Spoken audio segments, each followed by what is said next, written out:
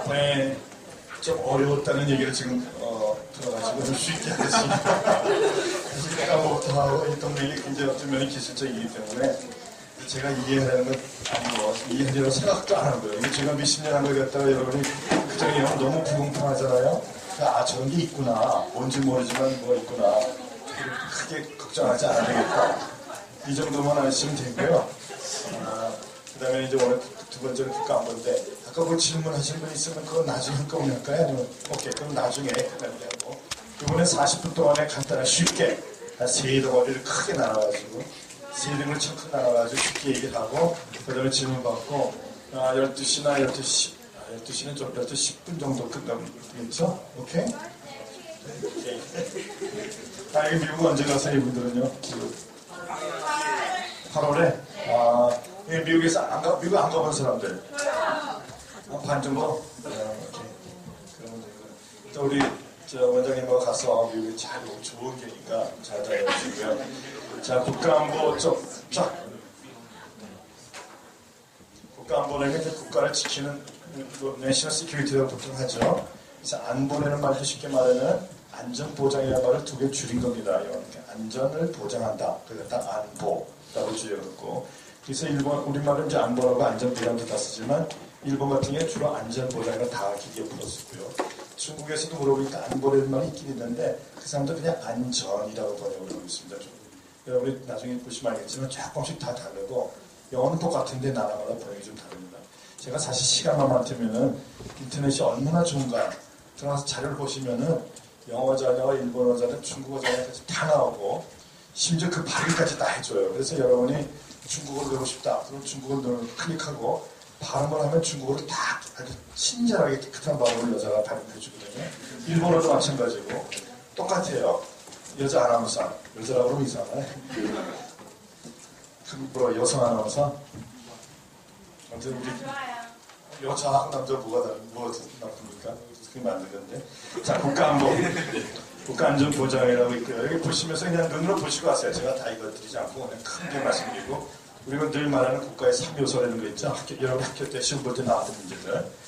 또 그다음에 국민 주권이 있고 그다음에 국가안보도 여러 가지 요소가 있다. 제가 말하는 건 주로 이제 군사적이었지만 사실 점점 더 중요한 건 경제적 안보 그리고 정치 안보 여러 가지 안보를 수도 있다는 거고요.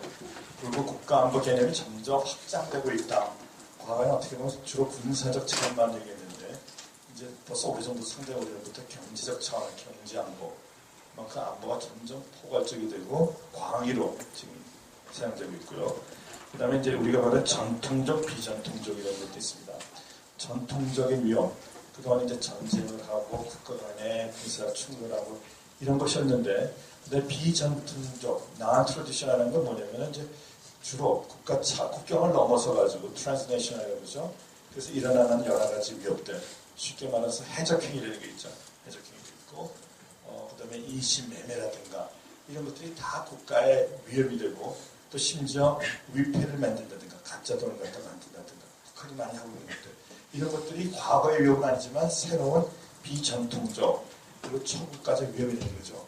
이제 이거는 우리나라뿐만 아니라 전 세계적으로 9.12 이후 이전부터 그랬지만 테러 위협이 점점 많아지고 있고 또 소수 집단들이 여러 가지 무기를 핵무기뿐만 아니라 화학무기 특히 화학무기 같은 걸 많이 썼죠. 생물무기라든가 이런 걸 통해서 엄청난 위협을 주고 있고요.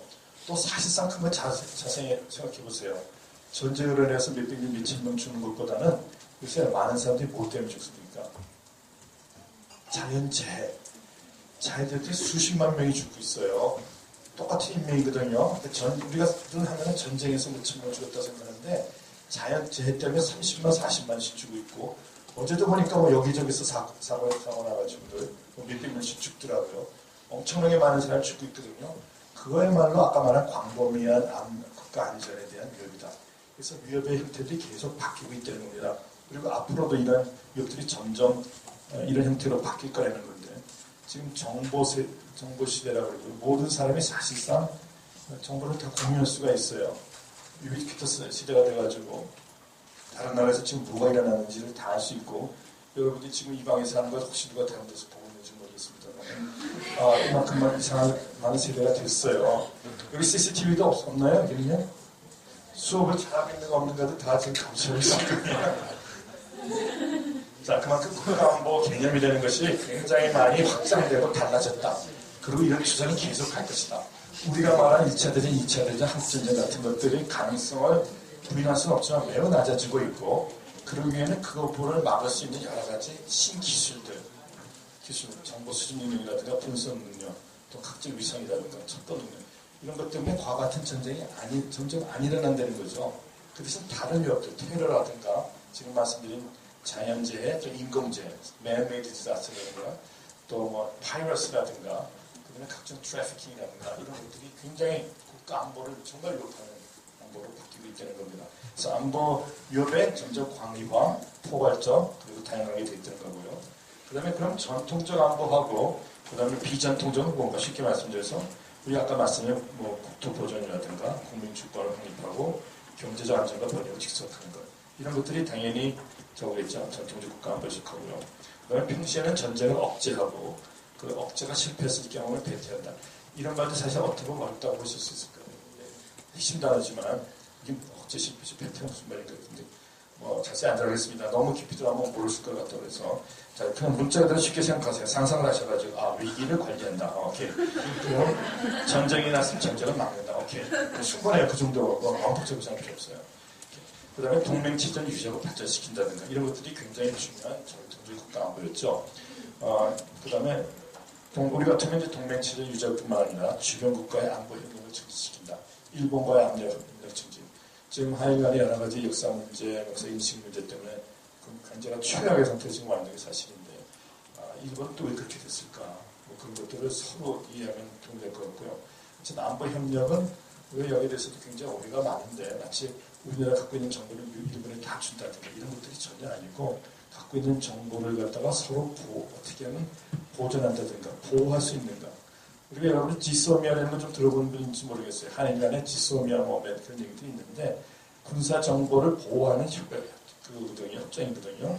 그러니까 군사 비밀 자체가 서로 주고받는 게 아니고 군사 비밀은 어떻게 보호하겠는가에 대한 협정이고 아주 특정적인 정보 주는 것은 그때마다 또 별도 협정을 맺게 돼 있어요. 여러 가지 아까 말씀드린 것처럼 전자권도 그렇고 중앙기금도 그렇고 굉장히 우리 사회가 잘못 알고 있는 것이 많다. 그 이유 중에서 제가 한 번 왜 봤나 그랬더니 이번에 우리 세월호 좀 여덟날쯤 모르지만 세월호 이 사건에 대해서도 굉장히 많은 사람들이 얘기했고 결과적으로 봤을 때 어떤 사람은 엉터리였다 틀렸다. 어떤 사람은 뭐 민간 잠수부까지 나왔다. 사실 그 사람은 뭐 아니다라고 있어서 너무 많은 정보가 있는데 이 SNS도 그렇고 많은 사람들이 막 자기 거를 광고하는 걸 좋아해요. 막 써요. 근데 그거를 정말 모르는 사람은 어느 것이 진실인지 모르잖아요. 많은 조회수만 보고 그러는데 조회수 높은 거 꼭 신뢰하지 마세요. 그럼 흥미만 해서 사실 틀린 경우가 많아요. 정말 알고 있는 사람들은 그걸 안 씁니다. 그건 나중에 얘기하고. 근데 우리가 당장 정보가 갈급하니까 왜 얘기를 안 하느냐.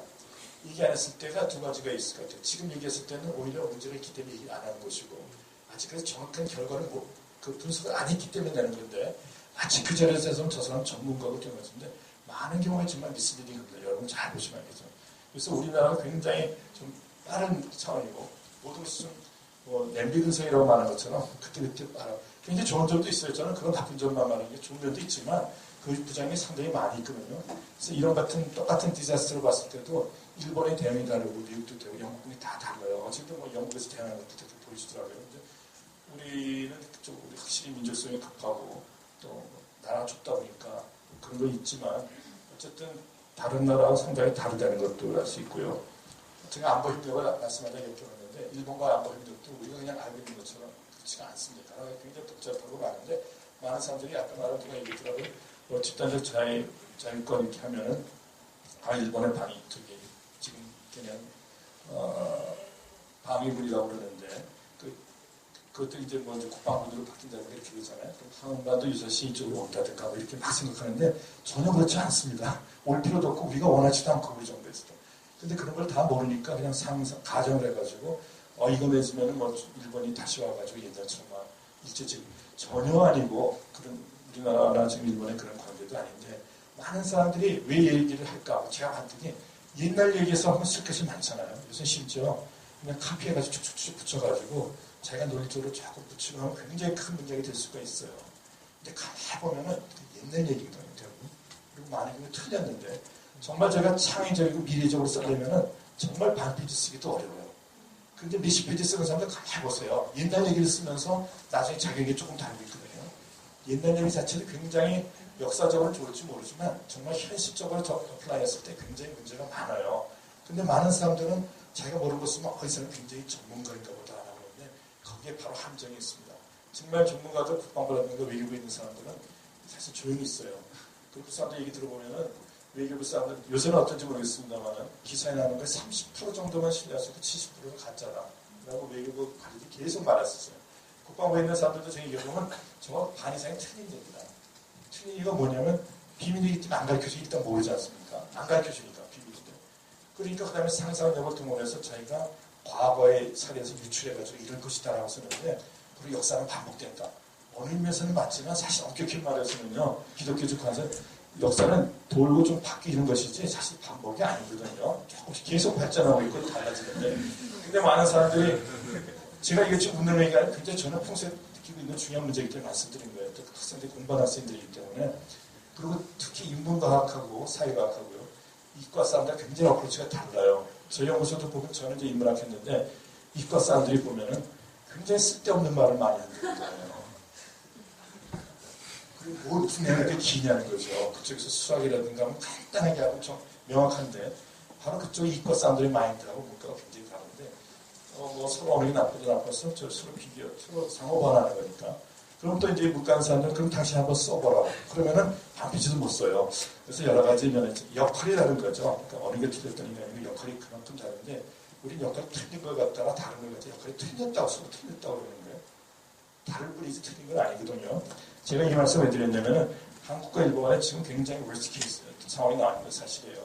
그래서 우리가 일본에 대해서도 내가 어떻게 저럴 수가 있느냐 이렇게 얘기하는데 일본에서는 또 한국이 왜 저러느냐 해가지고 서로 굉장히 불신감이 많고 혐한 뭐 지금 한류 같은 거 다 지나갔어요. 굉장히 그동안의 한류에 대해서 그 일본의 주부들만 좋아하는 줄 알았고 또 남자들이 굉장히 일부에서는 반대했어요. 그게 뭐냐 아이돌 가수가 와서 왜들 달려가고 있냐고 굉장히 문제가 많았는데 지금 그러면서 그거 봐라 우리들이 말하지 않았느냐 그러니까 유행일 뿐이고 실제로 한국의 모습은 그렇지 않다 그래가지고 굉장히 한국에 대해서 부정적인 걸 많이 얘기하고 있고 여러분이 인터넷 한번 들어가 보세요. 일본에 있는 인터넷에 들어가 보면은 한국을 비난하는 분들이 너무 많아요. 정말.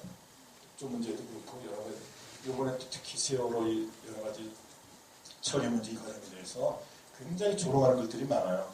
아까 말씀드린 것처럼 그것도 일부 글쓰기 좋아하고 장난하는 분들이 많이 썼다고 저는 생각을 하지만 어쨌든 그런 것들이 전혀 없는 게 아니고 일본 사람들이 한국에 대해서도 굉장히 감정이 나쁘다.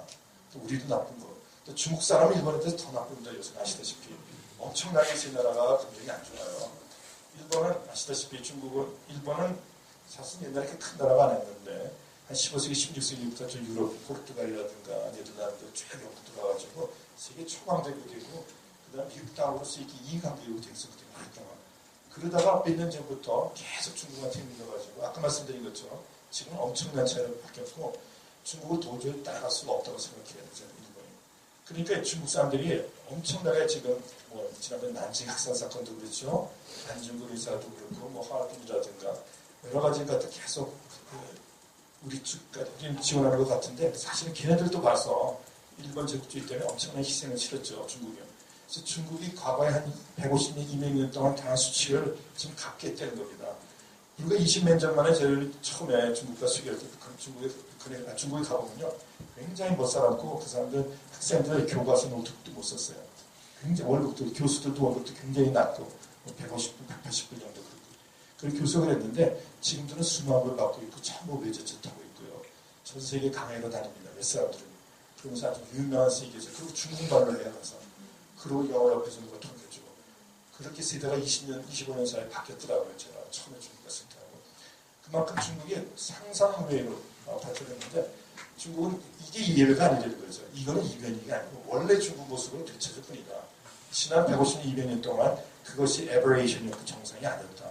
이제 비정상은 정상으로 찾고 있다는 게 중국인 말이고 전부 일본은 일본대로 그동안에 왜 자위대가 군이 없었느냐. 미국 때문에 점령당하고 평화법들이 그런 것이 아닌가. 그래서 이제는 보통 국가와 정상 국가로 가겠다는 겁니다. 국가마다 전부 다들 중국도 그렇고 일본도. 그러니까 서로 갈등이 있을 수밖에 없죠. 중국이 어쨌든 일본에 대해서 굉장히 비난하고 있는 것이 사실이고 과거 같은 그런 걸 안 하겠다. 근데 일본 측에서는 뭐 반성을 했다고 사죄했다는데 그건 벌써 그 정도는 진정한 사정이 아니라 사고가 아니라고 해가지고 지금 계속 이렇게 있는데 이만큼 국가 안보가 나라마다 다 다르고 서로 상충할 수밖에 없어요. 그래서 이 상충하는 것을 막기 위해서 안보, 국방 협력들이라는 협의체들이 많이 있고요. 그런 걸 지금 하고 있어요. 그러니까 우리가 신문에 보면 주로 갈등만 나와요. 그리고 사건, 사고만 나옵니다. 인간의 본성에는 그런 악한 것들, 뭐 사고만 하면 그걸 흥미 느끼고 또 뇌에 그걸 오래 기억한다고 합니다.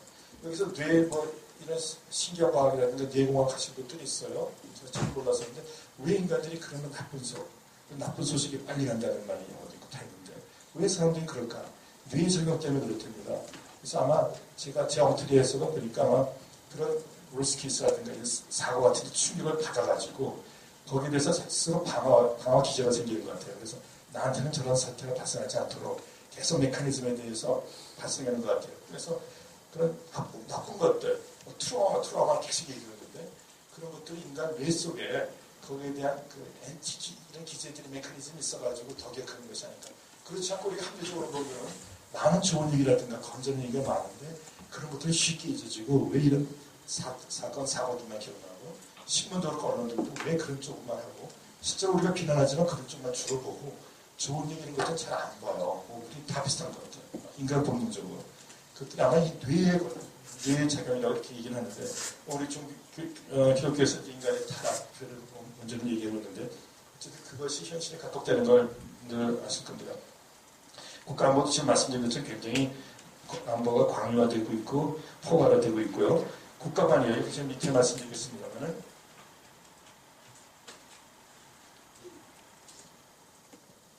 자 여기 맨 밑에 보시면 국가, 기업, 비정부단체 개인의 역할을 제가 말씀드렸어요. 과거만 해도 1990년대 특히 냉전 이전까지만 해도 냉전의 종료 이전까지 90년대 초반까지만 해도 국가의 역할이 굉장히 중요했었죠. 유럽에서도 보고 아시아에서도 보면은 이 국가라는 역할이 굉장히 중요했는데 국제정치학에서 물론 지금도 현실주의는 국가의 역할을 강조하지만 점차적으로 이제 국가도 중요하지만 국가 이외의 단체들 NGO도 그렇고요. 코퍼레이트 단체도 그렇고 심지어 인디비주얼 뛰어난 인디비주얼의 역할이 더 중요하다. 신기술 기술도 그렇고 실제로 여러 가지 국제 이 질서를 조정하는 데 있어서 국가의 역할이 물론 여전히 중요하지만 그 못지않게 기업이라든가 개인의 역할이 점점 중요해지고 있다. 그래서 일부 학자들은 국가에는 90년대를 정점으로 점점 국가 역할을 주로 상대적으로 디크하고 있다. 그런 논문들을 굉장히 많이 쓰고 있습니다. 그러니까 스테이트라는 것이 과거와 다르다. 우리만도 보세요. 우리만도 옛날에 대통령 있을 때하고 지금 지방자치제가 되고 저 시의원들하고 달라질 수밖에 없죠. 복잡 다양화되고 굉장히 그렇게 상충할 수밖에 없고 그래서 그거를 통제하는 것이 바로 국가 권력인데 그만큼 상황이 달라지고 있고 개인의 역할, NGO 역할들이 굉장히 중요해지고 있습니다. 그 안보 위협 도전에 대해서 간단히 말씀드리고 제가 이 말을 쓴 거는 일반적으로 우리가 안보 위협 이런 말씀인데 threat라고 영어로 하고요. 위험은 보통 risk라고 danger라는 말도 쓰고 도전은 challenge라는 말을 써요. 제가 이것만을 괜히 쓴 것이 아니고 비슷한 개념이지만 이걸 좀 나누기도 하고 실제적으로 국가에서 단어들을 다르게 쓰기 때문이죠. 처음에는 위협이라는 말을 다 썼어요. 미국 같은 경우 소련이라고 썼고 북한 다 썼는데 이제는 threat라는 말을 같은 의미면서 사실상 그걸 안 쓰고 risk라든가 danger 그리고 주로 challenge라는 말을 씁니다. 안보적 도전 security challenges라는 말을 많이 쓰는데 왜 도전이라는 그러니까 원래 사실 threat도 그렇고 위험도 원래부터 도전이라고 볼 수 있잖아요. 저쪽에 challenge인데 단어를 점점 바꿔 쓴 이유가 상대방의 반응을 고려한 것도 있지만 실제적으로 위협의 내용들이 옛날하고 점점 달라진 거죠. 아까 말씀드린 것처럼 전통적 위협에서 비전통적, 그리고 초국가적 이런 식으로 위협이 계속 바뀌면서 우리가 과거에 말한 threat보다는 하나의 risk, danger 그리고 주로 더 크게 봐서는 이게 challenge다. 그래서 점점 단어들도 미국 같은 분석에 보면 threat를 말 잘 안 씁니다. 다 security challenge 도전들이라고 쓰는데 그만큼 비전통적 위협 이런 여기 threat로 썼습니다만 초국가적 위협 그 다음에 자연재해 natural disaster 하고요. 그 다음에 인공재해 man-made disaster 같은 거 있고 마약 민매 그 인신매매. 요새 상대적으로는 줄어들었습니다만 이것이 굉장히 심했었죠. 그리고 해적행위라는 게 계속 있죠. 우리 지난번에 아덴만의 여명작전이라는 게 보셨을 거예요. 그리고 영화 중에서도 미국 사람들이 보면은 제가 영화 봤는지 갑자기 생각이 안 나는데 대한민국 뭐지 필립스 나가 캡틴 필립스든가 무슨 그런 거 있었죠. 실제로 있었던 거. 그거 우리도 비슷한 작전을 똑같이 했어요 나가서. 그래서 우리도 잘 치르고 나왔는데 그만큼 한국도 지금 해적 행위에 대해서 해적 퇴치 활동이라고 그러는데 엔티파이러시 한국도 굉장히 깊이 잘하고 있고요. 굉장히 미국하고 같이 잘하고 있어요. 그러니까 아프리카 같은 데 가서 그 CTF라고 해서 컴바이 태스크 포스에 한국뿐만 아니라 일본군도 있습니다. 그리고 심지어 중국군도 있는 거 아세요? 여러분이? 중국군도 같이 있어요. 근데 한국하고 일본은 영어가 잘 통해요. 잘 작전만 해요. 중국군은 영어가 안 통한대. 그래서 가장 큰 문제가 언어장애라고 그러더라고요. 근데 어쨌든 중국도 이제는 자기네가 위협이 되는 걸 좀 감소시키기도 하고 실제로 국제 평화에 많이 기여한다고 해가지고 중국이 상당히 지금 많은 걸 하고 있습니다. 이중적으로 하고 있죠. 군사를 키우고 있고 뭐 일본이나 한국에 위협이 되는데도 불구하고 또 많은 이런 여러 가지 국제 평화에 기여도 하고 있는 것도 사실입니다. 뭐 우리가 늘 얘기했던 WMD 확산이라든가 기후변화, 클라이밋 체인지 역시 굉장히 큰 문제입니다. 사실 어떻게 보면 클라이밋 체인지가 다른 거 이런 것보다 작전보다 훨씬 더 중요할 수 있어요. 이거는 모든 국가를 대상으로 하고 예를 들어 북극의 해빙이라든가 얼마 전에 얼마나 크게 신문에 보셨었죠? 힘이 큰 덩어리가 하나 떨어졌는데 그 크기가 우리나라 남한만 했다든가 뭐 어떻게 나왔죠? 그 크게 떨어져 나왔어요. 그리고 점점 기후가 변화가 되고 있고요. 그리고 지금 북극해를 가지고 예를 들어 옛날에는 거기 항해를 못했는데 이제는 노음으로써 전혀 안보 상황이 달라지고 있습니다. 그러니까 러시아가 이제는 거기서 채빙선을 가지고 이쪽 통계까지 내놓을 수 있는 거죠. 옛날에 그렇게 토동함을 위해서 얼마나 싸웠습니까? 근데 얼음이 녹는 겁니다. 그래가지고 그냥 항로가 열리는 거고요. 그래서 엄청나게 지금 바뀌는 겁니다. 군사학전도 그렇고 무역도 그렇고 안보 상황이 엄청나게 바뀌고 있는데 그 중에 중요한 팩터가 바로 클라이밋 체인지, 기후변화라는 겁니다. 그만큼 기후변화가 지금 중요한 위주로 사실 국방 관련해서 여러 가지 토론에 나가면 국제적으로 탑픽 인기 있는 것이 둘이라고 그러면 하나는 HDR, 아까 말씀드린 그 자연재해에 대한 대응, 두 번째 기후변화. 유럽 쪽에서는 대부분 다 그런 얘기만 하고 있어요. 왜냐하면 그쪽에는 무슨 군사의 위협이 이런 게 없기 때문에. 그만큼 국가 안보가 전반적으로 다 바뀌고 있다. 근데 우리는 상대적으로 이런 것도 중요하지만 여전히 북한이라는 위협이 있기 때문에 여전히 우리는 전통적 위협이 같이 상존하고 있는 거죠. 그 다음에 한반도 주변 환경에 대해서 말씀을 드리고요. 제가 한 55분까지 하면 되겠네요. 자, 한반도 주변 환경은 저는 오늘 얘기했지만 아마 앞으로 미국에 대해서 또 일본, 중국에 대해서 전문가들이 와서 아마 얘기하시는 부분이 있는 것 같은데 오바마 행정부에 대해서 제가 조금 얘기를 하고요. 저는 이제 주로 한미간 미국 전공이기 때문에 최근에 나왔던 그 재균형 전략이라는 게 있었죠. 아태 중시라는 얘기도 있었는데 사실 이것 때문에 굉장히 미국에서 논쟁이 많았어요. 무슨 아태를 중시하느냐. 역시 저 라틴 쪽이 유럽이 중요하지 않는가. 그래서 논쟁이 많았는데 일부에서는 그럼에도 불구하고 중국 경제라든가 또 일본, 한국, 또 인도가 PPP로 말씀드려서 아까 중국이 2위가 됐던 것처럼 PPP를 따진다면 인도가 3위더라고요.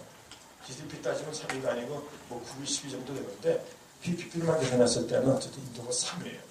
그만큼 지금 중국이라는 나라가 있고 인도도 있고 일본도 여전히 엄청난 강국이고 한국도 한 12위 들어가는 것처럼 또 호주도 있고요. 이런 많은 국가들이 지금 있는데 이 점이 중요하지 않는가. 저는 정확히 봤다고 봐요. 이 아태지역 담당하는 분들이 정확히 잘 보고 이만큼 중시했는데 일단 미국에서도 백인 사회, 저 유럽에 익숙한 사람들은 그거는 바로 이제 미국이 올라간다는 이유고 그렇지 않다. 미국은 중국보다 계속 앞설 것이고 21세기뿐만 아니라 22세기도 미국이 있습니다. 이렇게 말하는 사람이 있었는데 어느 쪽이 맞을지 모르겠습니다만 미국의 잠재력이 엄청난 것도 사실이지만 중국이 빠르게 따라오는 것도 사실입니다. 그래서 어쨌든 미국이 아태를 중시한다. 여기다 피벗을 듣고 그 다음에 리밸런스라는 말을 썼는데 아태 중시는 우리가 번역하는 말이고요. 중국에서는 아태로 다시 미국이 돌아왔다. 옛날에 리턴이라는 말을 썼습니다. 리턴을 쓰고 피벗을 썼고 제임을 썼고요. 제가 어려운 말은 안 하고 쉬운 말을 해야지만 이해가 될 것 같아서 쉬운 말, 여러분의 신문에서 보신 말만 주로 얘기를 하겠습니다. 자, 그 다음에 그 배경은 뭐냐면 두 번째 쓴 것지만 테러와의 전쟁이 끝나고 전투전 끝나고 이제 미국이 새로운 안보 제가 말씀드린 여러 가지 테러 이외에 여러 가지 안보들이 계속 대두되고 있고요. 그리고 불확실성은 계속 증대되고 있습니다. 그리고 미국의 상대적 수혜택 코테이션 했습니다만 상대적 수혜택은 맞는 거죠. 절대적 의미에서 상대적으로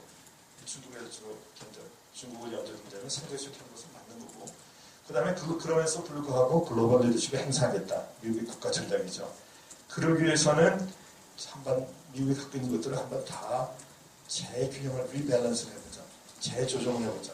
그래서 리밸런스라는 말을 썼는데 사실 뭐 이게 이번에 처음 나온 말이 아니고요. 그래서 오래전부터 썼던 말이고 리밸런스, 밸런스라고 썼는데 다시 한번 강조했고 그만큼 이 한반 제가 말씀드린 거는 미국도 그렇고 중국도 그렇고 이 지역 동아시아 동북아라기보다는 동아시아 지역이 점점 중요하고 있다. 따라서 여기에 대한 안보적인 도전도 많이 있다는 거죠. 단순히 북한으로 인한 안보 도전뿐만 아니라 사실은 앞으로 말하는 일본도 그럴 수도 있고요. 중국도 그렇고. 근데 이 도전에 우리가 무조건 다 대응하겠는가? 아니면은 효율적으로 뭐 군사위기라든지 국방위기를 통해서 도전을 갖다가 군사력을 해결하지 않고 다른 방법, 비군사적 방법으로 한 것이 바로 국가전략이고 그게 가장 효율적이지 않습니까? 그래서 국가마다 지금 그런 식으로 매우 효율적인 이런 구상들을 가지고 있습니다. 또 중국은 잠깐 얘기했죠. 시진핑 체제 이외에 여러 가지 등장되고 있어서 공사적인 외교, 군사 행동들을 많이 하고 있습니다. 그것이 이제 대거 외교라고 해요. 중국은 이제는 G2고, 아시다시피 몇 년 전에 G2를 맞섰을 때 중국은 싫어했습니다. G2는 우리 무슨 G2냐? 우리는 아니다. 그리고 지금도 G2라는 말을 공식적으로 사용했습니다만은, 해보니까 괜찮다는 거예요.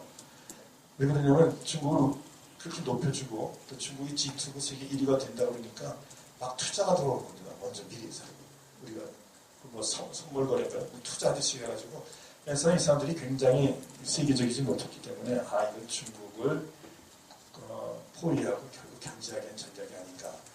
중국이 무슨 G2냐.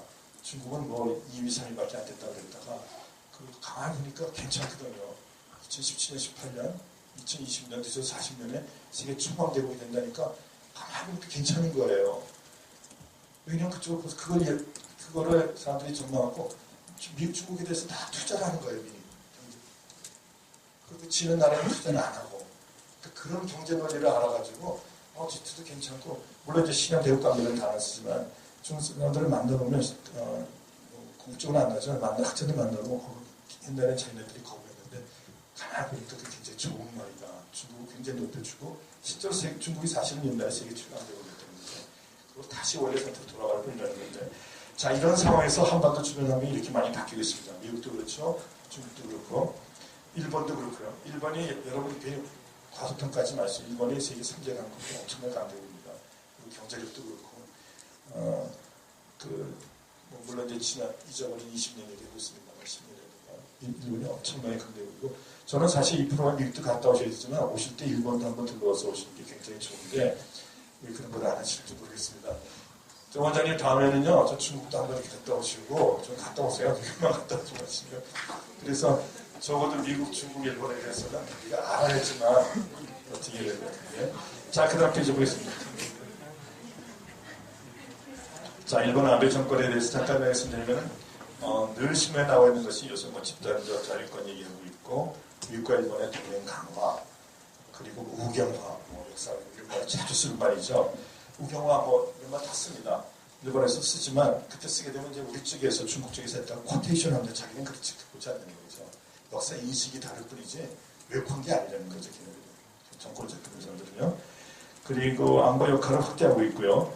미국과 일본의 방위 협력 지침이라는 게 있는데 금년 말까지 개정하도록 되어 있습니다. 그리고 아시다시피 집단적 자유권을 지금 추진하려고 하고 있고 주일 미군 재편 같은 계획이 있습니다. 오키나와 같은 데가 있는데 그건 너무 걱정할 때 말씀드리고요. 러시아의 푸틴 정권은 강력한 러시아 회복이라든가 우크라이나 상위, 그 크리미아 공화국이 이번에 등록됐죠. 그리고 우크라이나 동부 쪽에서 지금 계속 신격화들 이런 게 일어나고 있고 다른 지역에서 동물들이 있는데 러시아 입장에서 보면 그거 옛날에 다 자기네 소련이 일부였고 러시아 지금 일부였다는 거죠. 우크라이나도 다. 근데 그것이 이제 냉전이 깨지고 끝나고 나서 갈라졌을 뿐이고 CIS가 나올 뿐이고 원래 러시아 일부고 러시아 일부라는 거죠. 같은 영향권이는.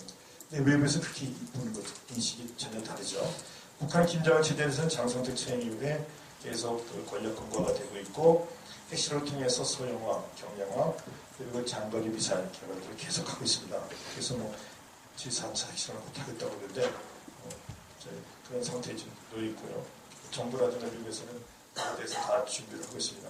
그런데 북한 문제 제가 왜 코테이션 말을 따냐면 일반적으로 북핵 늘 얘기했습니다. 북한 얘기를 위협해서 얘기하는데 사실은 북한 문제, 북핵 문제를 포함한 북한 문제를 보고 해결해주는 북한 문제가 아닙니다.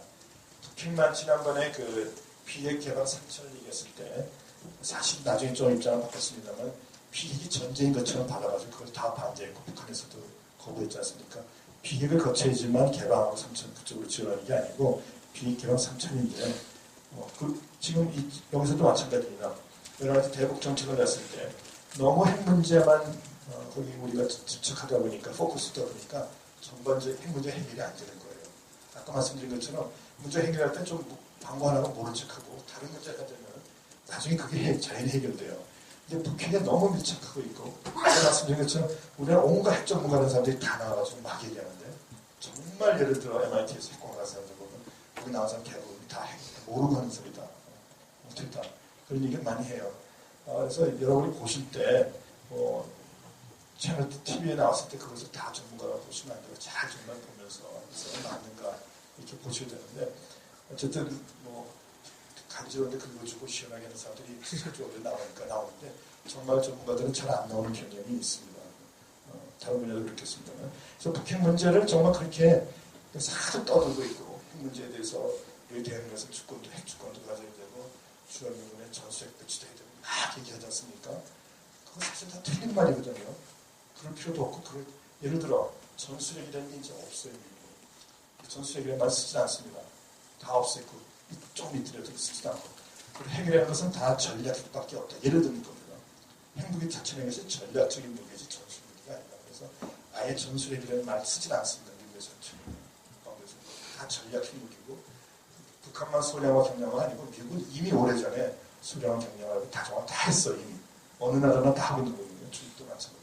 북한이 늦게 이제 쫓아오는 것뿐인데 우리가 그런 얘기를 전반적인 그림을 모르기 때문에 북한에게 대해서 너무 얘기하고 있고 그러니까 북한은 계속 일자회담 얘기하고 매번 얘기하니까 거기서 어떻게 보면 가만히 반사이익을 얻는 거죠. 가만히 있어도 굉장히 자기네가 굉장히 위험한 거죠.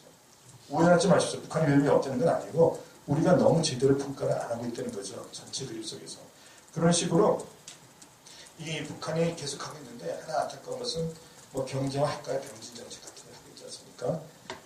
겉으로 보면 그렇지 않은데 사실은 거의 불가능한 거고요. 경제도 발전시키면서도 핵도 발전시키겠다. 계속 핵능력도 개발을 하면 일부에서는 그게 가능할 수 있다고 얘기하는데 많은 사람들은 그럴 처지가 아니고 일단 자기네 체제를 유지하기 위해서 계속 핵을 개발하고 있는데 그럴 필요가 없다는 거죠. 자, 그 다음에 제가 북한 문제를 말씀드렸는데 북핵 문제는 훨씬 광범위한 문제고요.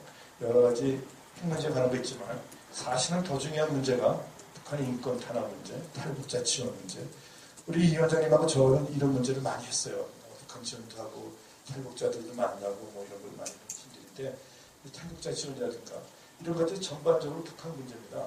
핵 문제 이런 것은 북한의 군부, 북한 김정은 체제 이런 점에 집중해서 있지만 많은 북한 주민 한 250만, 300만을 제외한 나머지 북한 주민들은 정말 다 어렵게 살고 있거든요. 탄압받고 있고 굶주리고 있고. 그리고 앞으로 통일을 하더라도 이 사람들하고 통합을 해야 되는데 탈북민하고요. 우리가 먼저 다가온 통일이란 말 얘기하지 않습니까? 탈북자들. 이런 사람들이 대다수인데 이런 문제들은 해결하지 않고 소소서 핵 문제 이런 거로 집중하다 보니까 핵 문제도 해결도 안 되고 오히려. 그러니까 전반적으로 북한에 대해서 문제를 다 지적을 하고 우리가 지원할 건 지원하면서 인권 문제라든가 탈북 지원 문제 그리고 대북 신형 지원 이런 것들을 다 하면서 그리고 남북 간 관계 개선도 해야 되죠. 또 통합과 평화 통일 그런 차원에서 박근혜 정부에서 지금 한반도 신뢰 프로세스라든가 동북아의 통일을 구상하는 걸 내세웠고 최근에 그 통일 대박론이라든가 드레스덴 선언 같은 거 다 내세웠죠. 이런 배경을 잘 아셔야 돼요. 왜 그러냐면은 이런 구상들이 과거에 있었던 건 사실이에요. 비슷한 건 다 있었는데 왜 갑자기 통일을 얘기하는가. 그래서 어떤 사람들은 북한이 곧 붕괴할 것 같거나 아니 뭐가 있어서 대응하라고 하고 또 실제로 북한에서 이런 우리가 통일 구상이라고 얘기했더니 굉장히 강력하게 반발하고 있고 그 배경에는 북한 붕괴를 또 또 나오고 있거든요. 사실 북한이 붕괴될지 안 될지 아무도 몰라요. 그리고 대부분 사람들이 전망했던 것은 맞지가 않습니다. 우리가 살아보시면은 생각하지 않았던 것이 일어나는 것이지, 사람들이 누구나 전망할 수 있다는 것은 상대방이 그만큼 대응을 하기 때문에 안 일어나는 거거든요. 사실 중간에 많은 인터뷰닝 베리어스들이 수없이 많은데, 우리가 논리도 그렇고 학생들도 논문 쓸 때도 보면은, 특히 이 문학에서 보면 간단하게 단순화해가지고 몇 개의 베리어를 가지고 일어날 것이다.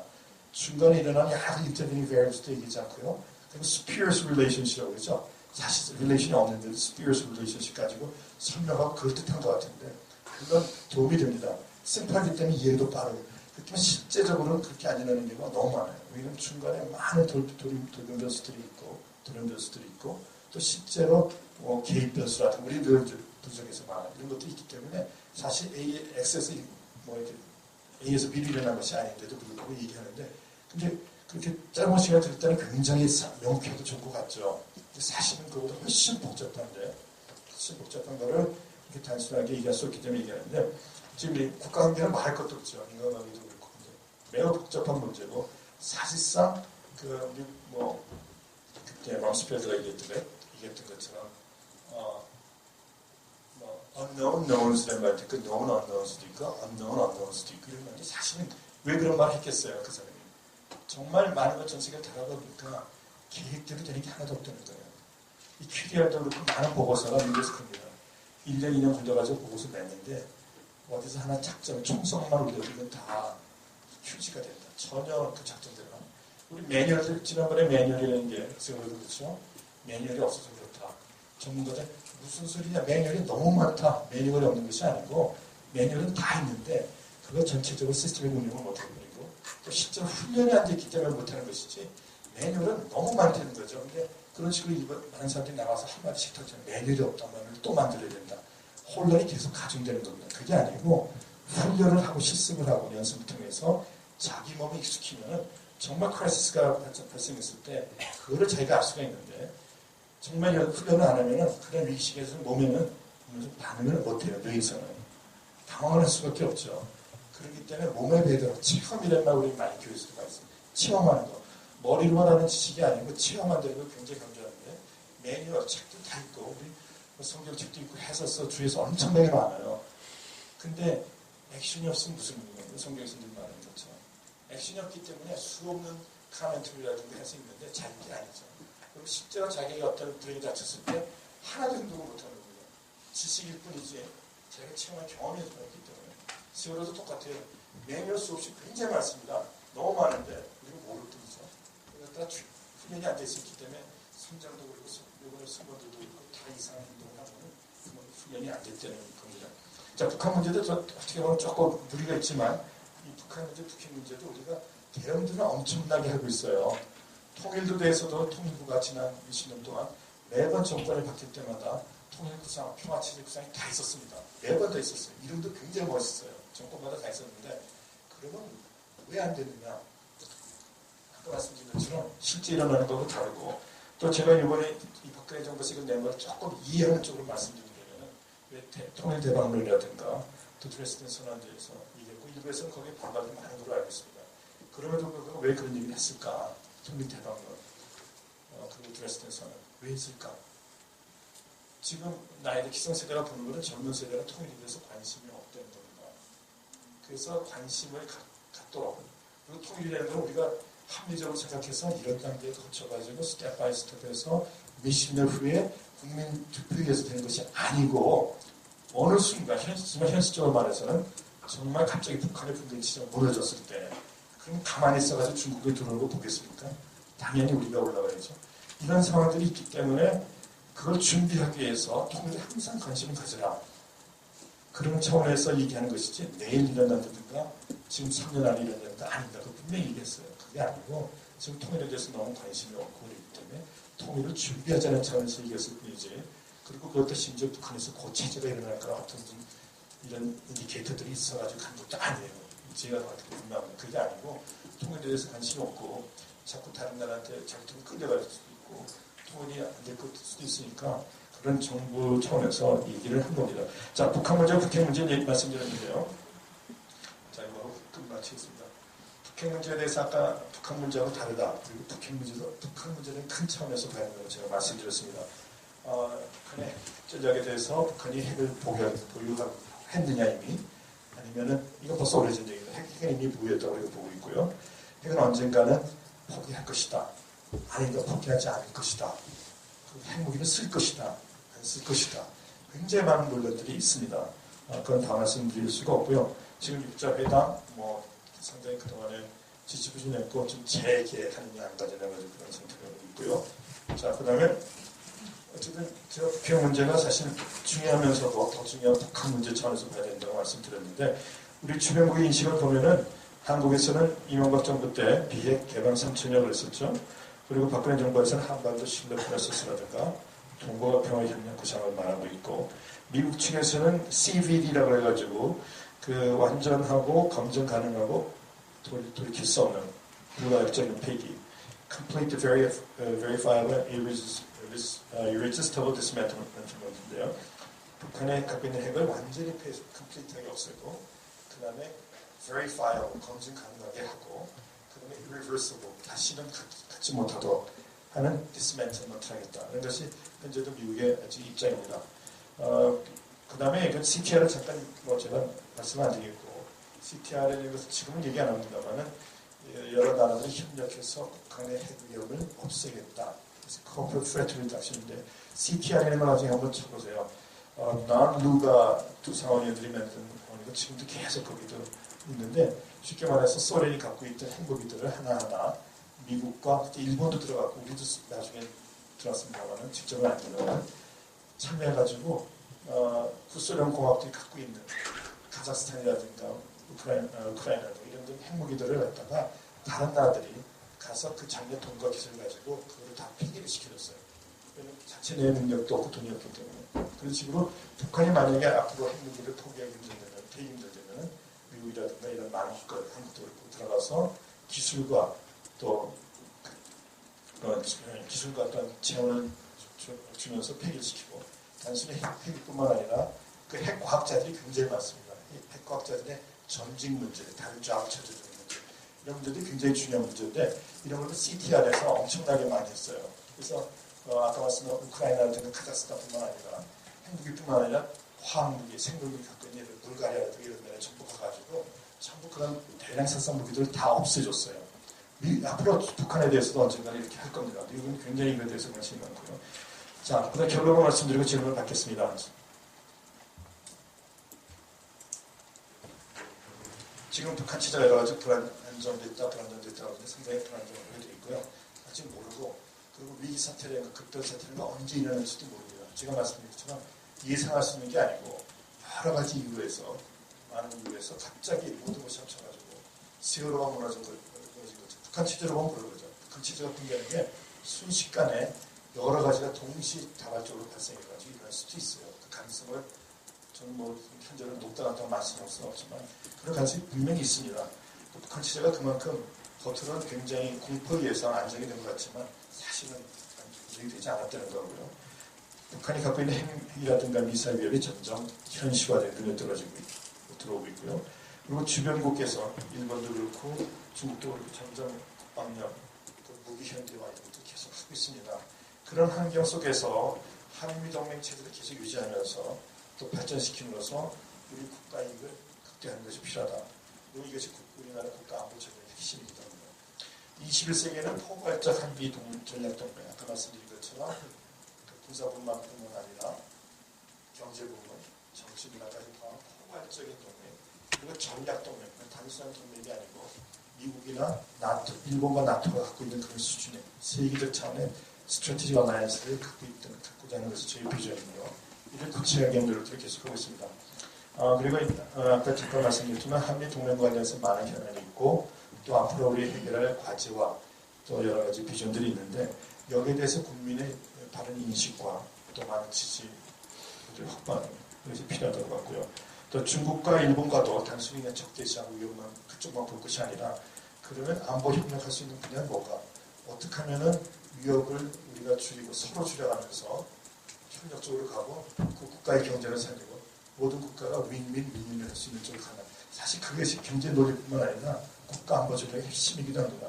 한 나라를 전쟁에서 이기고 싸우고 지는 게 뭐가 중요합니까? 전쟁을 예방하면서 서로 같이 공존 공용하면서 동거죠.